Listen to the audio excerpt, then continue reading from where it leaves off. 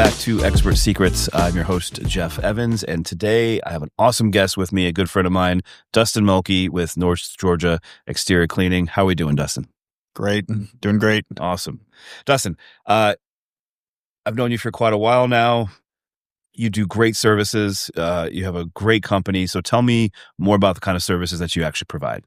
So we do pressure washing and soft washing. For the soft washing, it's house washing, roof washes.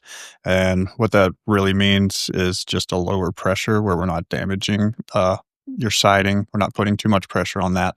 But we do all other pressure washing services, driveways, pool decks, everything you can think of.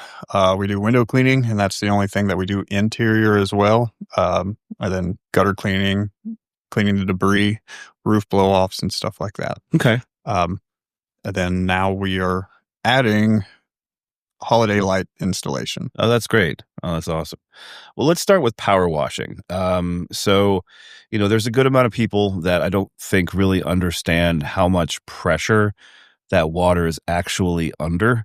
So, and that's why we have soft wash, right? So can you kind of explain like what power washing is and what it's really best used for? So pressure washing, I would say, is more for driveways, and everything else could probably be washed by soft washing if you want to. Depends on what your terms are for that. Soft washing is literally just less PSI.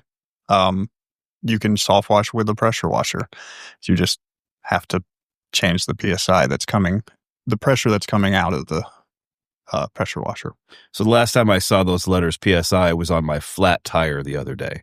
So can you explain what PSI actually means? That's just the pressure. Okay.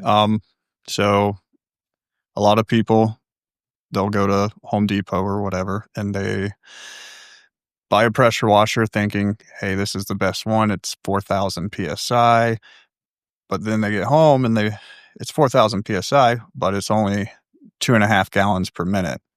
So the pressure that's on there, the 4,000, is just the max pressure that you can get out of the machine.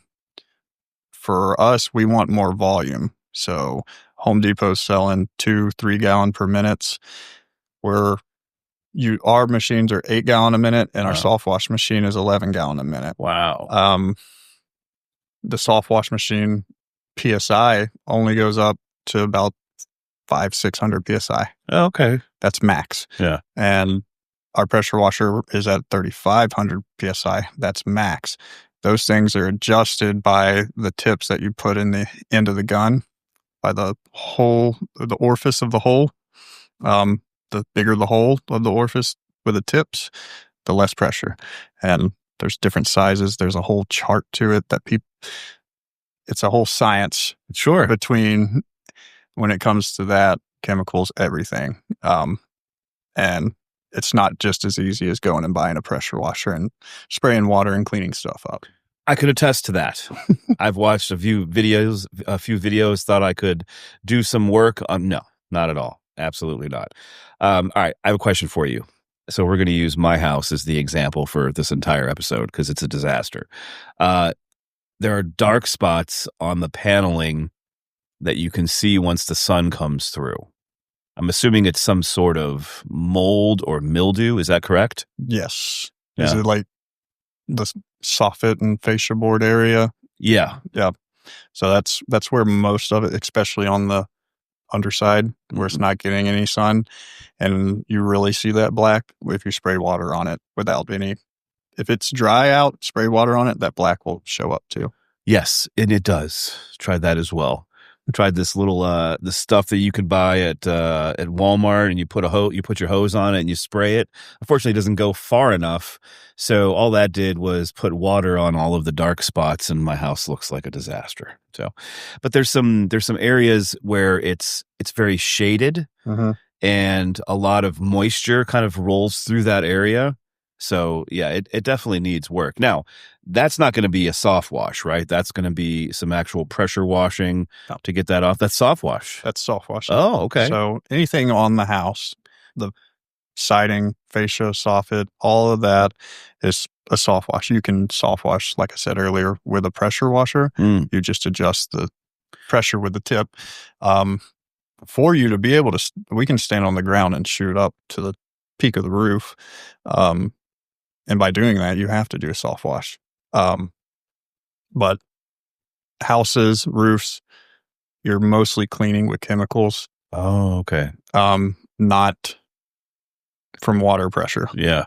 So, I mean, technically, if you could shoot up the house with a pump sprayer, then you could shoot that all the way up there with a pump sprayer, use your garden hose and spray it off, and it's the same thing. My pump sprayer does not go that far. That would take a lot longer to do, but you could do it if. Yeah, I'm not doing that. Absolutely not.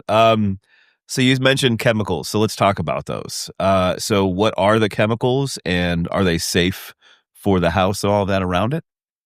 Yes, they are safe, but you have to use it correctly. Technically it's bleach. It's sodium hypochlorite. We actually use liquid pool chlorine, which is a higher percentage than what is in normal Clorox. We can get that in bulk.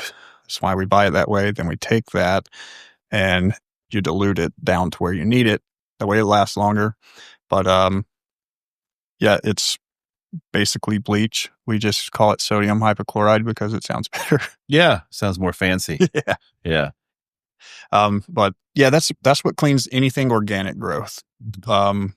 Mold, moss, anything that grows. Okay.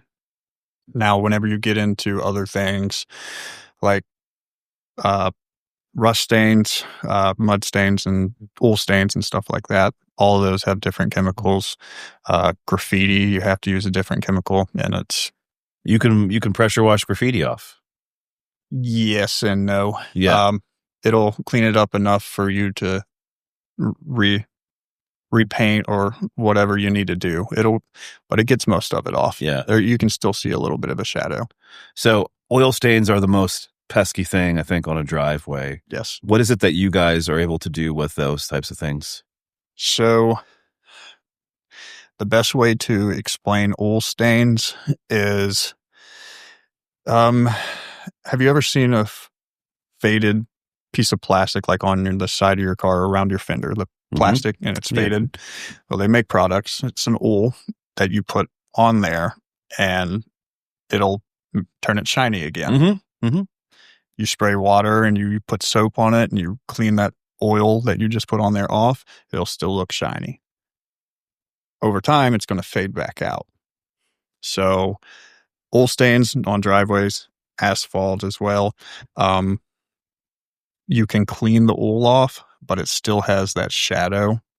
And then over time, it's going to fade out. Oh, okay. So it's not an instant gratification when it comes to oil stains, especially on, I'll use asphalt parking lot, for example. We did one the other day, actually. Truck came through, it was by a restaurant, and they had an oil spill throughout the parking lot. We went through and we cleaned it all up. It made it look a little bit better because you just had your everything washed down, the dirt and everything. Right. But you could still see the spots. And to explain that, it's like looking at the roads when they freshly paved, it's black. Over a couple of years, it turns gray. Now, you just rejuvenated it whenever you put the oil down. So the oil is now, you wash the oil away, but the site is still the same. And it's got to do that same process of fading that out from the sun over time. Yeah. And I'm sure you explain this to your clients and customers ahead of time. Yes. So they're very well aware of that. Yes. Especially whenever people are worried about the looks. I try to explain the reason why to do it. And they don't always care. They just want it to look better. But I try to explain, especially on asphalt, it's very hard to remove it. Concrete's a little easier to see a difference, but yeah. Yeah, that makes sense. I mean, that's obviously the best thing that you can't do is as soon as you have an oil stain, call you guys immediately. Yes. Because the sooner that you can treat it, the sooner that it'll start to fade over Right. over that period of And you don't time. want the oil, especially on asphalt, you don't want it sitting on there for a long time. If you've ever been to a gas station and you are pulling to a parking spot and there's just craters underneath each parking spot, that's from oil dripping from all the cars. And leaving the oil on there is going to break down that and create those holes in the asphalt and stuff like that. Concrete's a little easier to get away with, but especially asphalt, it causes other problems. Okay. So let's talk about some customers. So what is one thing that the customers that you've worked with say the most that they're happy with? Mm, Weirdly enough, it's answering the phones is the first thing that they're happy with. Mhm. And then also, I mean, just the product that we leave whenever we're finished. I don't think in the 5 years we've been in business that I've had more than 5 callbacks for minor things and no negative reviews from anybody, whether it's on Google or not. Right. And that's because even if you had a callback, because no one's perfect, you go immediately back, fix the issue, Yes. and then they're happy with this. They might even be happier Yeah. than they were initially, you know? Yeah, and our callbacks are something like, you know, you were wiped the window and it just didn't get all the water completely off, and you see just a little bitty streak, and you go back out, wipe that up. No big deal. No big deal. They understand. Yeah. So I've heard that you have to rinse with water kind of shrubs and bushes around the home before you do any chemical application. Is that true? And can you tell me why? Depending on the percentage, going back to the bleach, bleach will it will kill grass, plants, whatever, used at a high percentage. Whenever you're doing a house wash, it's diluted enough to where you shouldn't have to worry about anything unless it's super, super hot outside. Then we water down everything. We also have neutralizers. It's not even really a chemical. You spray it down. Once the bleach comes in contact with it, it neutralizes the bleach. Yeah. But we have those options. But you really don't have an issue unless you're doing a roof wash or you have heavily stained concrete like a driveway and the grass down the side. If it's super, super bad, we'll have to turn the percentage up a little more to fade all that in with the concrete. And by doing that, if you don't do anything along the grass lines, then it could cause it to turn yellow for a couple weeks. But the grass will always grow back, but we do everything that we can to prevent that from happening. Okay, that makes sense. So how often do you think someone should be getting their house washed? House wash, I recommend once a year for every house. Because things are growing whenever you don't even notice it. It's like what you mentioned earlier with the soffits and stuff. You see it a lot more whenever it gets wet. But whenever it's dry, you don't think about it. You don't see that.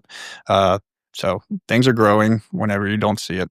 Vinyl siding, I love it because it shows up a lot more because it's on the surface. All the other siding like brick, stucco, or anything like that is more porous. So you don't see it as quickly as you would on vinyl. But the way that vinyl houses, and I'm sure you've seen it and a lot of other people have too, those are the ones that look the worst or quicker. They look the worst quicker, but that same exact thing is happening to every other house. Yep.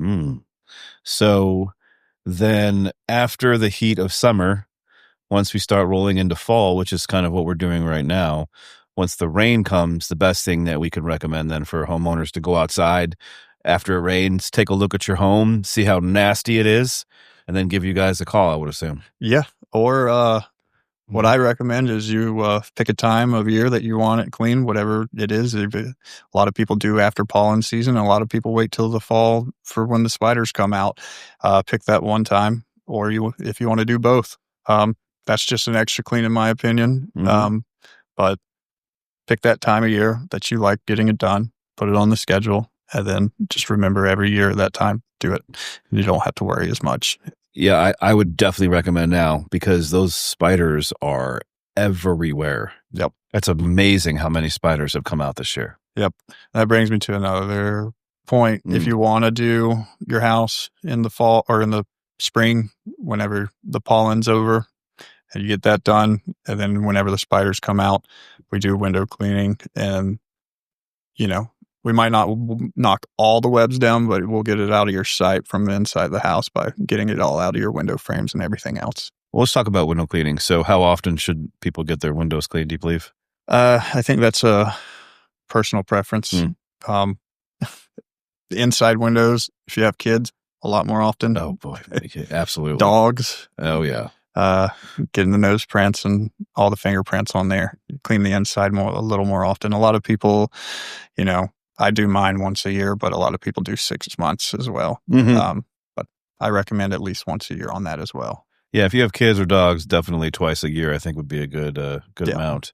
And then driveway once a year as well with the house. What do you think? Driveways can last, depending on who washed it, can last at least 3 years. The more you pressure wash concrete, you're taking a small layer off every time. So I recommend finding somebody, whether it's us or anybody else that knows what they're doing, get a good clean. That way you don't have to worry about it for a couple of years. But if you are in a more shaded area and you're worried about the look of it, get it cleaned more often. Just know that you are taking a small layer off of the top every time you clean it. Okay. That's good to know. Now, with the holiday season coming around the corner, this is a good opportunity for homeowners that haven't kind of cleaned their home and need lights to kind of do a 1-2 punch. Would you be able to go out and do something like that? Obviously, the wash would need to be dried first, but is this a process that you're currently doing now? Yeah. So we haven't even done one install yet of the lights yet, but we have the ability to go out, depending on size, get it all done in one day. If not, if it's a bigger house, then we could schedule it to where it's back to back. We come clean the first day, and then the day after we'll do the install. I'm trying to plan it out that way. It doesn't always work, but we're trying. Yeah, of course. Do you supply the lights, or do you use the lights that the homeowner already has? So I supply the lights. The reasoning is so that everything that we use is exactly the same. We lease the lights. We do not sell them. The reasoning for that is because we will come out during the season, do the maintenance. If you have a light bulb go out or a strand of lights go out on your bushes or whatever it may be, as long as it's natural reasons that cause the problem, we'll come out and do that for free. And if it isn't natural reasons, we'll still come out and fix it. But depending on the situation, we may have to charge because of damage. Yeah. But we do we lease them. We'll come out, custom cut them, custom fit them to your home, depending on the design. We'll do the maintenance throughout the season. We do the takedown, and we store them for you as well. Okay. What is one common mistake that you see homeowners make when they're trying to kind of do all this stuff on their own? A lot of times it's the pressure. And I see it with other professions too. I've seen painters a lot of times will go out and they'll wash the house before they paint the house. If you are wanting to do that yourself, or you're wanting to have it done before your painter comes, I recommend reaching out to someone that specializes in it, because the pressure really does matter. You put too much pressure on your siding, vinyl siding, for example, you're going to blow that whole piece off. Put too much pressure on anything, it's going to chip things out and break wood, or I've seen it break wood around window frames, stuff like that. That's the main thing. And plus the chemicals, if you don't use them in the right dilution, then you could cause problems, whether it's killing the plants or anything like that as well. Yeah, I can definitely see that. I mean, it is bleach. Yeah. So you definitely don't want to use too much of that on the plants, or they're going to go bye-bye. No, and a lot of people try to find something that works better. And there's nothing that works better. Bleach is the only thing that's going to kill and get rid of the organic growth. You can put pressure on surfaces and get rid of that green color that you're seeing, but it's still there. Okay. You're just taking the layer off of that, the visual part off. So a lot of us parents have swing sets or playgrounds in the backyard. Those also get tremendously dirty and mossy or what have you. What would be your approach on cleaning something like that? Depending on if it's metal, wood. Let's say it's wood. Okay, so wood's a different approach, especially stained wood. Anybody that's getting stained wood washed, just know that a little bit of that is coming out whenever you wash. So if you have a cherry red swing set and we come out and wash it, it's going to be faded a little bit once it's clean. But you need that, especially if you have ladders that are going up to a deck and your kids are climbing on that and that thing's wet and moldy. It happened to my wife the other day. She slid down a set of stairs at the park from the, where they do the scoreboards. She went up there and came back down and the steps weren't washed and fell right down. Oh, jeez. I hope she's okay. She is. She's okay. Good. She is. Yeah.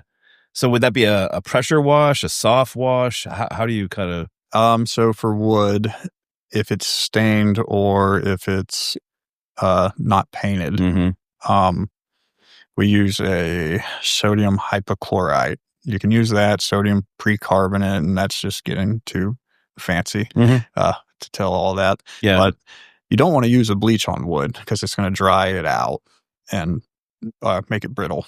Okay. Quicker. Yeah. You can spray bleach on wood and get an instant gratification, but that's not the correct way because it's going to damage the wood quicker.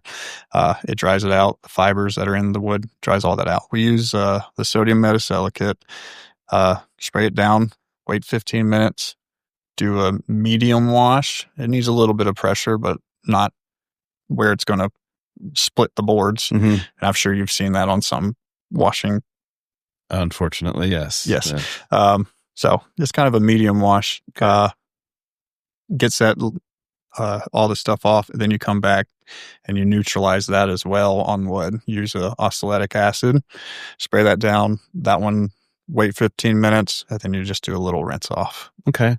What about the swing itself, the bottom part? It's like a really hard rubber. Yep. Right. Again, it's just gotten incredibly dirty. We can't spray it and wipe it. It doesn't work. Bleach it. Okay, so that's bleach right there too. Okay, bleach on the slide. That's probably made out of the same stuff. Yeah. Yep. So the plastic can handle the bleach. Yes. Okay. But the wood, it would not do well. No. Okay. It's a hard thing on a lot of these newer houses. When we're washing the house, the columns and the front doors are wood doors, stained, and I've had it happen one time where I've tested it in the back side of the house, the stained column, and it was sealed, and we were able to spray bleach on it. And I did the test in the back of the house because if it did fail, you wouldn't notice it. Right. We get to the front of the house thinking that it was all the same around the house, sprayed our chemicals up there, and all the columns were bleached out. Before that happened, and even now, we do everything we can to prevent things like that from happening. We see a wooden door, we're putting plastic sheeting up. We cover your outlets, even if they are GFCI or whatever that's called. Yeah. That is right? GFCI? Sure. GCFI? I can't remember. One of the letters. We'll put it in the show notes below the video. Yeah. All the letters. Even if you have that or you have the covers on it, we still want to put tape over that just in case there is any water that gets in there. Don't want to cause an electrical fire. Yeah. You don't want to put chemicals on your door that's going to bleach your wood out. So anything like that we try to do for property protection as well on top of the plants that we talked about earlier. But yeah, so the columns and stuff, these newer houses, you'll see that. And we have to be careful in those areas. We'll have to wrap those with plastic. It's a lot longer of a process than just going out there and spraying water, because we want to protect your property and make sure that everything's looking great after we're finished. Yeah, and I think that's a huge differentiating factor between yourselves and other companies out there, is that you do take that extra time to make sure that you're protecting the property. We've used somebody in the past, local kid, and he definitely did not do any of that. And I think our swing set paid the price a little bit for some of that stuff. Yeah, for sure. Because everything I ask you is based on my own issues with my own house, of course. Because why wouldn't I do that? Yeah, I mean, I don't think I've ever actually done a swing set like that. Yeah, the way that you explained it. But I mean, I guess it is the rubber stuff that you're talking about. I mean, it's kind of like patio furniture. I spray my patio furniture with bleach because it's made out of the fake wicker. Mm-hmm. So that cleans all that up too. Yeah. It smells a little bit for a little while, but it goes away. Mm-hmm. So back patio, same thing as a driveway, right? Yes. Yeah. Concrete. Yes. Same process? Same process. What's the name of the machine you use for the driveway and the patio? What's that thing? Surface cleaner. The surface cleaner. Yes. So they have different sizes. That's another thing that if you want to make sure you're doing things right, the pressure that's coming out of there, because now you have a bar that's spinning under there. You have 2 tips, sometimes 4 tips. Mine is a crossbar.